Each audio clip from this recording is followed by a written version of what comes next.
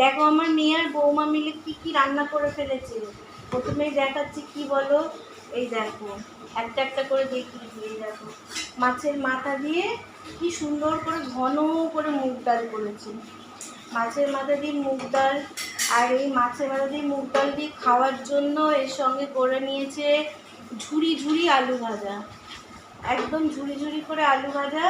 আর কাতলা মাছটায় না খুব বড় একটা সাদা তেল বেরিয়েছিল, জ্যান্ত কাতলা তো, ওটা দিয়ে আলু বেগুন দিয়ে পেঁয়াজ দিয়ে রসুন দিয়ে চচ্চড়ি, খেতে কি ভাল লাগে না বলো গরম ভাত দিয়ে।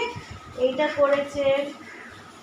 আর কি করেছে দেখো, এই দেখো একদম মাখা মাখা করে শুকনো শুকনো করে একদম কাতলা মাছের কারি। আর সঙ্গে রয়েছে গরম গরম ভাত, এই যে গরম গরম ধোঁয়াটা ভাত, এটা হচ্ছে সব থেকে মেন। ধোঁয়াটা ভাতটা খেতে তো হেভি লাগে বলো। তাহলে আমার লাঞ্চ মেনু রেডি, তোমরা সবাই চলে আসো।